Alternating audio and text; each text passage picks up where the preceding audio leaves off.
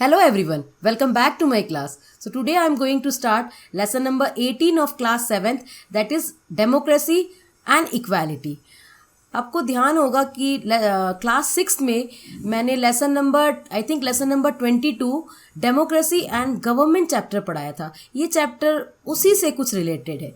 तो चलिए आगे चलते हैं. इस चैप्टर के वीडियो को लास्ट तक ज़रूर देखिएगा ताकि आपको कंसेप्ट अच्छी तरह से क्लियर हो जाए. Democracy and government. डेमोक्रेसी के बारे में आपको क्लास 6 में मैंने डिटेल में बता दिया था. इसमें ये लिखा हुआ है 15 अगस्त 1947 को हमारा इंडिया आज़ाद हुआ था और यहाँ तक ended the foreign domination of nearly 200 years. That means विदेशी जो शासन था वो करीबन 200 ईयर्स तक हमारे देश में उन्होंने शासन करने के बाद एट लास्ट 15 अगस्त 1947 को हमारा देश आज़ाद हुआ. और इस टाइम बहुत ही अर्जेंट नीड था कि हमारा एक अपना कॉन्स्टिट्यूशन बने, एक ऐसा डॉक्यूमेंट जिसमें राजनीतिक स्ट्रक्चर और गवर्नमेंट के ड्यूटीज़ के बारे में लिखा रहे.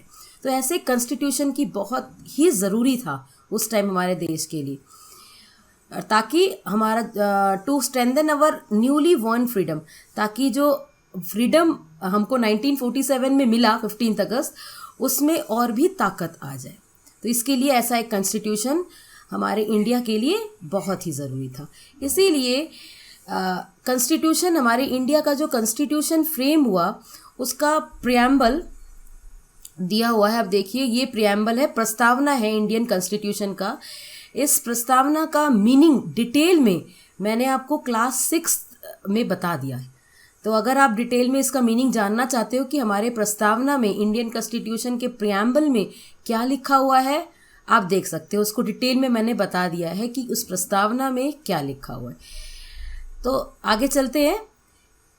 ये जो कॉन्स्टिट्यूशन बना, संविधान बना, ये कब बना था? 26 जनवरी 1950 को, जिसको हम गणतंत्र दिवस के रूप में या रिपब्लिक डे के रूप में बनाते हैं. ये कब इफेक्ट में आया? 1950, 26 जनवरी.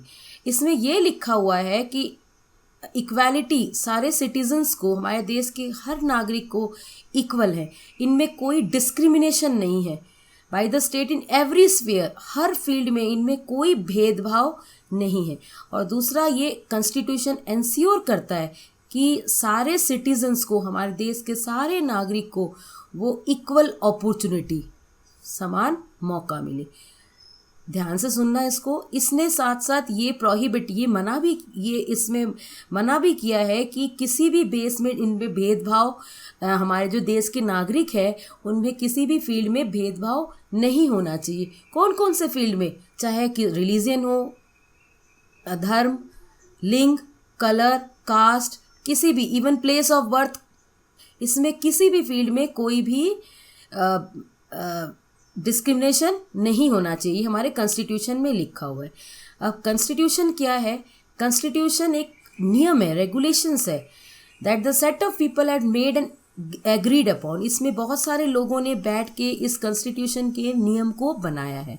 ये एक रिटन डॉक्यूमेंट है जिसमें गवर्नमेंट के पावर्स के बारे में और गवर्नमेंट के फंक्शंस के बारे में बताया हुआ कि गवर्नमेंट के क्या पावर्स हैं, उनके क्या फंक्शंस हैं. बहुत सेंचुरीज ऑफ सबजुगेशन, इसका मतलब बहुत सालों तक, बहुत सेंचुरीज तक हम लोग अधीन रहे हैं. इवन कास्टिज्म है, कास्टिज्म, पॉवर्टी, अशिक्षा, इसने हमारे देश के समाज को बहुत वीक कर दिया, क्योंकि हम लोग बहुत सालों तक अधीन होने के लिए, अधीनता के कारण, जातिवाद के कारण, गरीबी के कारण, इवन अशिक्षा के कारण ही हमारी इंडियन सोसाइटी को बहुत वीक कर दिया. और ये हमारा कॉन्स्टिट्यूशन फ्रेम में ये कहा गया है कि इन सब को हटाना, इस डिस्क्रिमिनेशन को हटाना हमारी इंडियन सोसाइटी से बहुत ही ज़रूरी है. कौन कौन से फील्ड में डिस्क्रिमिनेशन, कौन कौन सी फील्ड में भेदभाव? रिलीजियन, कास्ट, इकोनॉमिक स्टेटस, यानी कि आर्थिक अमीरी, गरीबी, इवन इन सब को, इनको हटाना है और इन सब फील्ड में इनको अपलिफ्ट करना है. Okay, specially of those who had been exploited, जो एक्सप्लॉयट, जिनका शोषण हो रहा है, उनको अपलिफ्ट करना है. और किन किन चीज़ों को हटाना है हमारे समाज से, ये भी इंडियन कॉन्स्टिट्यूशन में लिखा हुआ है.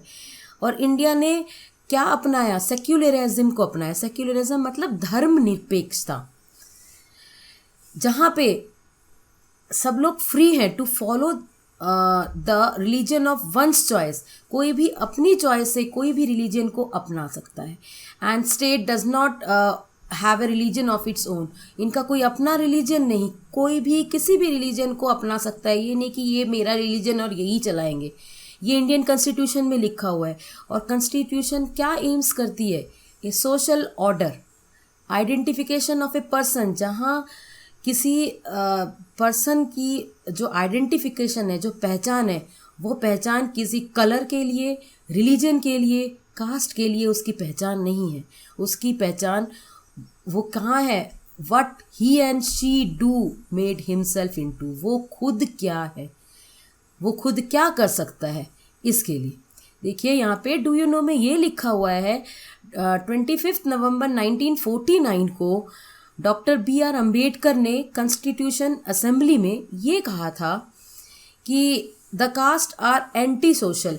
जो कास्ट है वो समाज विरोधी है, वो देश विरोधी है। तो देश विरोधी जो कास्ट है वो उनसे देश विरोधी है। In the first place because, क्योंकि अगर जो कास्ट है सबसे पहले ये है कि वो सेपरेशन लाती है। कहाँ पे? सोशल लाइफ में। आप ये देखो कॉन्स्टिट्यूशन में ये कहा है कि कास्ट नहीं होना चाहिए, कास्ट में डिस्क्रिमिनेशन नहीं होना चाहिए, फिर भी है। कॉन्स्टिट्यूशन में नहीं है, समाज में नहीं है, लोगों के दिमाग में है।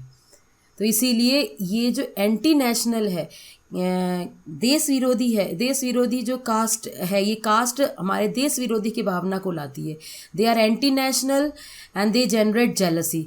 और ये एंटी नेशनल है और कास्ट, और ये जेलसी उत्पन्न करती है। But we must overcome all this difficulties. इन डिफ़िकल्टीज़ को हमको ओवरकम करना है। And if we wish to become a nation in reality, अगर हम सच में ही एक नेशन चाहते हैं, एक समाज चाहते हैं, बहुत अच्छा समाज चाहते हैं, तो हमको इन सब चीज़ों को हटाना बहुत ज़रूरी है जो एंटी नेशनल है। क्लास 6 में आपने पढ़ा था डेमोक्रेसी, लोकतंत्र सबके लिए बराबर है। और हमारे कॉन्स्टिट्यूशन में ये क्या लिखा हुआ है? Universal adult franchise. इसका मीनिंग मैंने आपको क्लास 6 में बताया था, that every person who is above 18 years और above 18 years can cast their vote without any discrimination. किसी भेदभाव के बिना वो अपना वोट दे सकते हैं, चाहे वो किसी भी कास्ट का हो, कलर का हो, रिलीजन का हो, कहीं भी रहता हो, कोई भी भाषा बोलता हो, वो अपना वोट दे सकता है। ये क्या है? Universal adult franchise. इसमें क्या है? 1 मैन 1 वोट, एक आदमी एक वोट दे सकता है। Was the most courageous step of the constitution framers. ये कॉन्स्टिट्यूशन फ्रेमर्स जो फ्रेम किया जिन्होंने, ये स्टेप ज़रूर लिखा है, क्योंकि इसमें बहुत सारे इंडियंस हमारे में इंडिया में क्या है? इलिटरेट है, अशिक्षित है और पुअर है। इसीलिए ये रखा गया है, वो चाहे किसी भी कलर कास्ट का हो, वो अपना वोट 18 साल या 18 ईयर्स से ऊपर हो तो वो अपना वोट दे सकता है। उसको क्या कहते हैं? Universal adult franchise. People of India cast their votes and elect their representative. ये भी मैंने आपको क्लास 6 में समझाया था कि जो इंडिया के लोग हैं वो अपना वोट दे सकते हैं और अपना रिप्रेजेंटेटिव चुन सकते हैं फिक्स पीरियड के लिए, 5 ईयर्स के लिए फिक्स कोई पीरियड होता है। अगर ये अच्छा रिप्रेजेंटेटिव अच्छा काम कर रहे हैं तो हम नेक्स्ट इलेक्शन में इसी रिप्रेजेंटेटिव को चुनेंगे। ठीक है? अगर people do not vote for them, अगर वो अच्छा काम नहीं कर रहे हैं, मतलब कि देश के जो सिटीजन्स हैं उनकी जो इच्छाएं हैं, उनकी ज़रूरतों को पूरा नहीं कर रहे हैं, तो वो नेक्स्ट इलेक्शन में उस रिप्रेजेंटेटिव को या उस पार्टी को वोट नहीं करेंगे। अगर वो पार्टी सही काम कर रही है और रिप्रेजेंटेटिव नहीं कर रही है तो रिप्रेजेंटेटिव को चेंज कर देंगे। Is that clear? अगर पार्टी ही सही काम नहीं कर रही है तो वो उस पार्टी को वोट नहीं करेंगे, दूसरे पार्टी को करेंगे। People also keep a close watch on the activities of the representatives. ये भी देखते हैं जो रिप्रेजेंटेटिव्स काम कर रहे हैं वो सही ढंग से काम कर रहे हैं कि नहीं, वो लोगों के जो अधिकार हैं उसका ध्यान रख रहे हैं कि नहीं। यानी संपूर्ण अधिकार किसके है? हमारे पे है, लोगों पे है। वही ये देखते हैं कि रिप्रेजेंटेटिव सही काम कर रहे हैं कि नहीं। इसीलिए हम अपने वोट का सही इस्तेमाल करना चाहिए। अब आ जाते हैं इस कार्टून की तरफ। देखिए, देख ये क्या, इस कार्टून में लिख रहे, ये लिखा मेरे पास योजनाएं हैं। ये रिप्रेजेंटेटिव्स है, ये क्या कह रहा है, ये लुभा रहा है। वो कह रहा है मेरे पास योजनाएं हैं, वादे हैं, मैं वादा कर रहा हूँ। और ये क्या कह रहा है, मेरे पास वोट है। जो आम नागरिक है वो कह रहा है मेरे पास वोट है। इसमें देखिए, the politician make promises to lure, उसको लुभा रहा है वोटर को कि मेरे को वोट दो और मैं तुम्हारी इच्छाएं पूरी करूँगा। लेकिन वोटर कॉन्फिडेंट है कि मेरे पास वोट की पावर है। Elections are on the basis of equality, elections equality के बेसिस में। बहुत सारे पॉलिटिकल पार्टीज पार्टिसिपेट करते हैं इलेक्शंस में, ठीक है, ध्यान से सुनना। बहुत सारे पार्टीज होती हैं इलेक्शंस में। हर पॉलिटिकल पार्टी का अपना एक ग्रुप होता है, अपनी पॉलिसीज होती है, वो अपनी प्रोग्राम फिक्स करता है। और जो पार्टी का कैंडिडेट होता है उसको मैन पावर, उसको कुछ लोग मिलते हैं काम करने के लिए, इवन फाइनेंस भी देता है। वो कौन देता है, पॉलिटिकल पार्टी फाइनेंस देती है, जिस पॉलिटिकल पार्टी से वो रिप्रेजेंटेटिव खड़ा हो रहा है। और इंडिपेंडेंट कैंडिडेट्स, और कुछ कैंडिडेट्स कोई भी पार्टी से नहीं होते, कोई भी पार्टी उस कैंडिडेट को नहीं लेता, क्योंकि हो सकता है सोसाइटी में उसकी पहचान कम हो, इसीलिए कोई, मान लो कोई पार्टी ने उस कैंडिडेट को नहीं लिया, तो वो जो इंडिपेंडेंट कैंडिडेट होता है वो अपनी कैंपेन खुद लड़ता है, खुद के बलबूते पे। यानी सारा फाइनेंस भी उसका, जो खर्चा हो रहा है वो भी अपने आप कर रहा है, उसको कोई पार्टी नहीं दे रही, क्योंकि किसी पार्टी ने उसको लिया नहीं। लेकिन हो सकता है उसके समाज में पहचान अच्छी है तो वो खड़ा हो सकता है। इसीलिए जो इंडिपेंडेंट कैंडिडेट है, a person who does not belong to a political party, जो उस पॉलिटिकल पार्टी का नहीं है, उसको कोई इतना आसान काम नहीं है। इंडिपेंडेंट इलेक्शंस या इंडिपेंडेंट कैंडिडेट के लिए कोई आसान काम नहीं है इलेक्शन में खड़ा होना। क्यों? क्योंकि उसको किसी का भी सपोर्ट नहीं है, वो अपने बलबूते पे प्रचार करता है, अपने बलबूते पे खड़ा होता है, इवन फाइनेंस भी उसका खुद का होता है।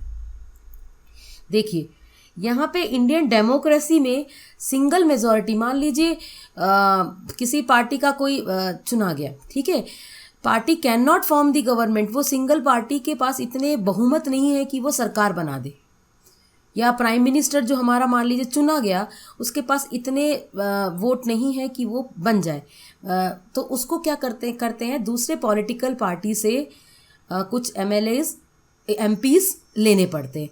तो ये इसको क्या कहते हैं, some political parties join hands, और उसका गवर्नमेंट को बनाने के लिए वो अपना हाथ आगे बढ़ाते हैं। उसको कहते हैं कोएलिशन गवर्नमेंट, मिलीजुली सरकार। आपने हिंदी में सुना होगा मिलीजुली सरकार बनी है, क्योंकि सरकार के पास अपना संपूर्ण बहुमत नहीं होता, उसको कोएलिशन गवर्नमेंट कहते हैं। और मल्टी पार्टी सिस्टम भी हमारे इंडिया में है, बहुत सारी पार्टीज़ हैं, आपने नाम सुना होगा, बीजेपी, कांग्रेस, समाजवादी, भाजपा, तृणमूल, ये सारी बहुत सारी पार्टीज़ है, या एक पार्टी है, या बहुत सारी पार्टीज़ का कम्बिनेशन है। तो जो भी पार्टी को मेजॉरिटी मिलती है, जिस भी पार्टी को मेजॉरिटी यानी ज़्यादा वोट मिलता है, वो गवर्नमेंट बनाता है, ठीक है। अब मान लीजिए गवर्नमेंट तो बनाने के लिए जितना वोट चाहिए उसको नहीं मिला, तो उस टाइम कोई दूसरी पार्टी उसको हेल्प करता है, तो वो हो जाता है हमारा कोएलिशन गवर्नमेंट, मिलीजुली सरकार बनती है। मेन में कौन रहता है, जिसको वोट ज़्यादा मिला, ठीक है, मेन में जिसको वोट ज़्यादा मिला। अब इलेक्टेड जो लीडर होता है, पार्टी या person whom the combination of party supports, मान लीजिए जो मेन पार्टी है, इस टाइम जैसे प्राइम मिनिस्टर हमारे नरेंद्र मोदी जी है, तो बीजेपी में है, तो मेन लीडर कौन है, वही है। तो उनको अगर बहुमत नहीं मिला तो दूसरी पार्टीज उनको वोट देती है, तो वो कोएलिशन गवर्नमेंट हो गया, और इससे हमारा प्राइम मिनिस्टर बनता है। मेन में कौन हो गए, मेन में हमारी बीजेपी पार्टी है, उनका सरकार किसने बनाई, उन्होंने। A party combination of parties that fails get majority, अब जिसको मेजॉरिटी नहीं मिली, जैसे कांग्रेस को मेजॉरिटी नहीं मिली, अब उनका काम क्या है, वो क्या करते हैं, रोल ऑफ ऑपोजिशन, वो ऑपोजिशन का करते हैं, वो उसके विपक्ष में लड़ते हैं। और विपक्ष का होना, ऑपोजिशन का होना बहुत ज़रूरी है डेमोक्रेसी में, क्योंकि बिना ऑपोजिशन के जो मेन बैठा हुआ है, जिसके पास पूरी ताकत है, वो अपने ताकत का गलत इस्तेमाल कर सकता है। इसीलिए ऑपोजिशन का होना बहुत ज़रूरी है। तो जो इसके जिसको जो जीत नहीं पाया वो क्या बन गया, वो उसके ऑपोजिशन में बन गया। और वो चेक करता है कि जो गवर्नमेंट जिसने बनाई है, जिस पार्टी ने, वो सही अपने वादे निभा रहा है कि नहीं, या सही काम कर रहा है कि नहीं। अगर नहीं कर रहा तो वो उसके कामों में अंकुश लगाता है। इंडिपेंडेंस से पहले कुछ सेक्शंस थे हमारे सोसाइटी में जो इकोनॉमिक और सोशल बैकवर्डनेस में थे। हालांकि अब भी है लेकिन कम है। और हमारे कॉन्स्टिट्यूशन में ये स्पेशल प्रोविजन, स्पेशल नियम बनाए हैं कि सबको लाइफ ऑफ डिग्निटी, सबके लिए इक्वालिटी है, सब समान है और सब इज्जत की ज़िंदगी जी सके। इंडिपेंडेंस से पहले तो था, बहुत सारी इकोनॉमिक और सोशल बैकवर्डनेस थी, सामाजिक और आर्थिक। और इन्होंने क्या किया, नियम बना दिया कॉन्स्टिट्यूशन ने। हमारे कॉन्स्टिट्यूशन में क्या नियम बनाया कि सबको लाइफ ऑफ डिग्निटी और सब इक्वल है। It is interested the government with the responsibility of providing. अब गवर्नमेंट ने ये कहा कि सबको क्या क्या इक्वालिटी मिलनी चाहिए, सोशल, इकोनॉमिक, पॉलिटिकल इक्वालिटी मिलनी चाहिए, सबको इक्वल अपॉर्चुनिटीज़ मिलनी चाहिए हर फील्ड में। तो इसमें हमारे प्रियम्बल में, प्रस्तावना में ये लिखा हुआ है कि सब इक्वल हैं, सबको समान मौका मिले और राइट टू इक्वालिटी, और सब इक्वल हैं, सबको अधिकार है, समानता का अधिकार है। इसमें क्या नियम बना दिया है, जो कॉन्स्टिट्यूशन में लिखा गया है, जो डॉक्यूमेंट में लिखा गया है, हर नागरिक कानून के सामने बराबर है। ठीक है, किसी भी फील्ड में वो छोटा बड़ा कोई नहीं है, सब बराबर है। डिस्क्रिमिनेशन प्रोहिबिटेड है, मना है। किस किस फील्ड में, religion, caste, gender, colour, place of etcetera etcetera, ये मना है। डिस्क्रिमिनेशन नहीं होना चाहिए। सबको समान मौका मिलना चाहिए, ज़िंदगी के हर एक फील्ड में सबको समान मौका मिलना चाहिए। The law gives equal protection to all, और सबको समान प्रोटेक्शन मिलना चाहिए। क्या सबको इक्वालिटी हर फील्ड में, हमारे इतने साल हो गए, करीबन 70 ईयर्स हो गए हमारे इंडिपेंडेंस के, क्या ये इक्वल अपॉर्चुनिटीज़ जो हमारे कॉन्स्टिट्यूशन ने लिखा है अपने डॉक्यूमेंट में, क्या सबको मिल गया? सोचिए, क्या मिला है? सब कुछ हम किताबों में पढ़ते हैं, क्या हमारे दिमाग से हम निकाल पाए ये डिस्क्रिमिनेशन? तो इसका आंसर है नहीं निकाल पाए। अभी भी लोगों के दिमाग में कास्ट को लेकर, रिलीजन को लेकर, रीजन को लेकर, लैंग्वेजेस को लेकर अभी भी डिस्क्रिमिनेशन है, नहीं निकाल पाए। इसका आंसर है नो। और कॉन्स्टिट्यूशन ने इवन बैन भी कर दिया है अनटचेबिलिटी को, अछूत को, अछूत प्रथा थी उसको बैन कर दिया है। कुछ टाइटल्स जैसे जमींदार, वो टाइटल्स रख रहे थे राज बहादुर, खान बहादुर, उससे डिस्क्रिमिनेशन की भावना आती थी कि जो राज बहादुर, खान बहादुर है ये बड़ी जाति के हैं और बाकी छोटी जाति के हैं। तो ये सारा बैन कर दिया है क्योंकि ये हमारे सोसाइटी में भेदभाव लाता था। इसीलिए ये टाइटल्स जो पहले लगा दिया करते थे, राज बहादुर, खान बहादुर, ये अब नहीं है। इसमें कॉन्स्टिट्यूशन ने इस पे बैन लगा दिया है क्योंकि ये सोसाइटी में डिस्क्रिमिनेशन लाती है। और स्ट्रगलिंग फॉर इक्वालिटी, अब बाकी जो 2 स्टोरीज़ के बारे में, इसके बारे में हम कल डिस्कस करेंगे। आज के लिए इतना ही। Thank you for watching my video and don't forget to give your feedback in the comment box. Take care.